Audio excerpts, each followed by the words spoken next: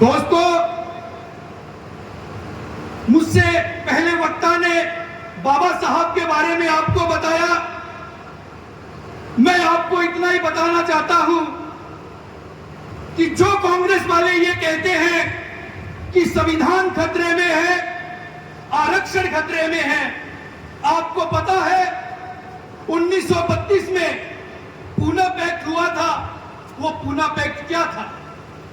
Poona pact में बाबा साहब ने ये मांग रखी थी अधिवेशन में, कहा था कि हमारे दलित समाज को 2 वोट का अधिकार दे दीजिए।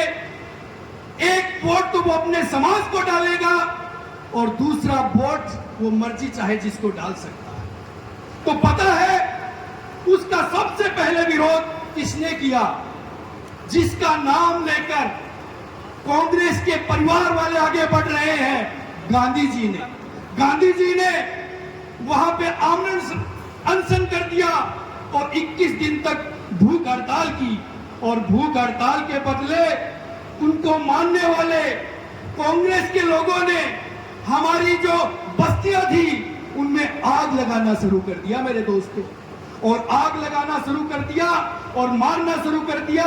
तो बाबा साहब ने पीड़ित होके एक ही बात कही कि जब मेरा ये समाज नहीं बचेगा, जब मेरे समाज की ये बस्तियां नहीं बचेगी, तो मैं इस आरक्षण का करूंगा क्या?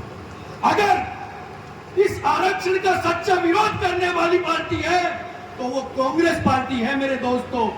और मैं आपको बता देना चाहता हूं, मुझसे पूर्व वक्ता ने कहा था कि 40 साल के बाद, यानी बाबा साहब के मरने के बाद 40 साल तक उन्हें भारत रत्न से वंचित रखा, और उन्हें भारत रत्न दिलाने का भी अगर श्रेय जाता है तो भारतीय जनता पार्टी के कार्यकर्ताओं का जाता है मेरे लिए।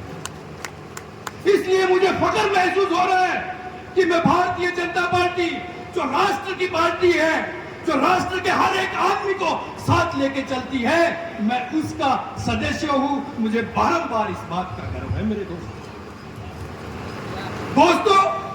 अब हम बात करते हैं सच्चे लोकतंत्र की। आपको पता है कि आजादी से पहले क्या होता था?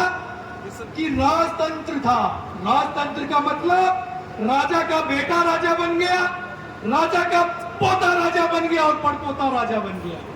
परंतु लोकतंत्र के माध्यम से, इस संविधान के माध्यम से हमें क्या हुआ कि एक घड़े बनाने वाले का बेटा, एक हल चलाने वाले का बेटा, एक चमड़े निकालने वाले का बेटा और एक झाड़ू निकालने वाले का बेटा भी देश की सबसे बड़ी पंचायत में जाने लगा है मेरे दोस्तों। अगर आज हमें सच्चे लोकतंत्र का किसी ने परिभाषा बताई है तो वो हमारे माननीय प्रधानमंत्री, यशस्वी प्रधानमंत्री, जिनमें पूरे दुनिया में जिनका डंका बजता है, उन्होंने अपने सच्चे लोकतंत्र की हमें पहचान दिलाई है। उन्होंने परिवारवाद से हमें मुक्ति दिलाने की कोशिश की है। अब बात अपने पे आ गई दोस्तों। वो बात अलग थी देवेंद्र जी झाझड़िया ने बहुत से देशों को हरा के बहुत दूर तक भाला फेंका था। वो उनकी अपनी ताकत थी। परंतु आज उनको जिस ताकत की जरूरत है वो हमारे जो सामने बैठी है उस ताकत की जरूरत है। तो इससे ये प्रण करो कि आजादी की शाम नहीं होने देंगे, वीरों की समाधि को यूं बदनाम नहीं होने देंगे। जब तक इस तन में गर्म लहू की एक बूंद भी बाकी है, भारत मां का आंचल नीलाम नहीं होने देंगे, नीलाम नहीं।